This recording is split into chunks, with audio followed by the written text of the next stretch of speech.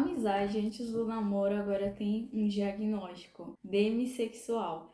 Esse é o nome que foi dado às pessoas que precisam ter um vínculo amoroso, afetivo, antes de terem atração sexual por uma pessoa. Só que, na verdade, isso é algo bem antigo. Na verdade, era mais ou menos o padrão até mais ou menos ali 1940, ou até o século XIX, mais ou menos. Então, a modernização fez as pessoas tenderem a serem muito atraídas pelo físico e deixarem de lado as emoções, as compatibilidades espirituais e emocionais. E fica parecendo que se você chega num lugar e fala que você é demissexual, você tem algum problema. Na verdade, ser demissexual seria talvez o padrão, assim, a ser seguido, porque se a gente vive em busca de pessoas que a gente se atrai só fisicamente, a gente tende a enjoar, a gente tende a levar uma vida poligâmica, em que se troca de parceiros constantemente, ou de que se tem mais de um parceiro.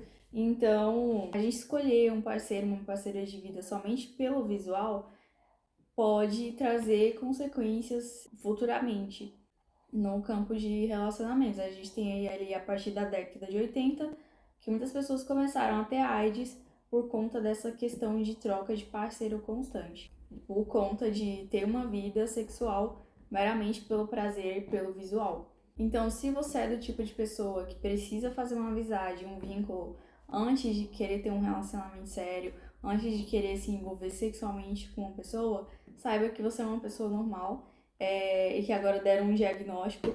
Então, eu acho que então, a maioria dos cristãos podem se considerar demissexuais, que são pessoas que acreditam na importância de ter um vínculo, de ter uma amizade antes do namoro. E para finalizar, eu quero deixar aqui uma fala de um cara que eu encontrei aqui no YouTube chamado Christian Dunker, psicanalista. Eu vou deixar aqui o final de um vídeo dele, vou deixar o link aqui em cima. Eu vou deixar um final de um trecho aqui de um vídeo que eu achei muito interessante e vou comentar sobre ele também. Então, os demissexuais não são uma patologia, longe disso, né?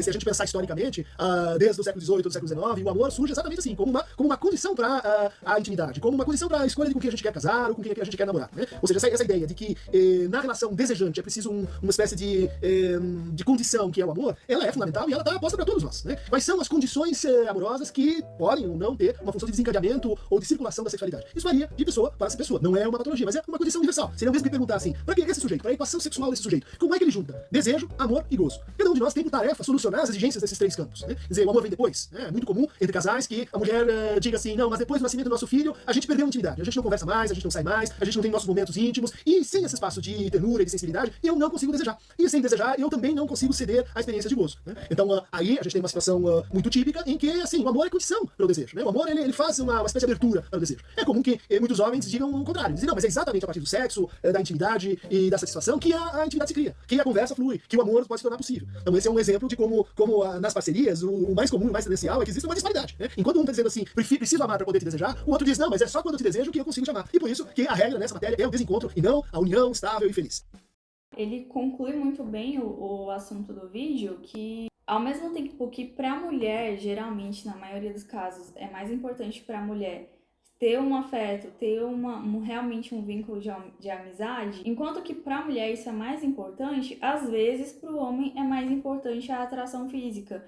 Então, para quem deseja ter um relacionamento com o sexo oposto, quem é heterossexual e deseja um matrimônio, um relacionamento sério e duradouro, é entender, né, quais são as necessidades principais de uma mulher e as necessidades principais de um homem. Então, se o homem é muito visual, nós mulheres temos que buscar um pouco de atender essa expectativa de buscar ser uma mulher atraente, mas claro, com decência, né, seguindo princípios cristãos, aquela que é cristã. E para o homem saber que, apesar dessa necessidade visual que ele tem, ele conseguir buscar ter um vínculo afetivo, amoroso, de amizade com a mulher antes de simplesmente desejá-la fisicamente. Porque senão a mulher passa a se sentir só um objeto e não é esse o caminho mais ideal para um relacionamento saudável.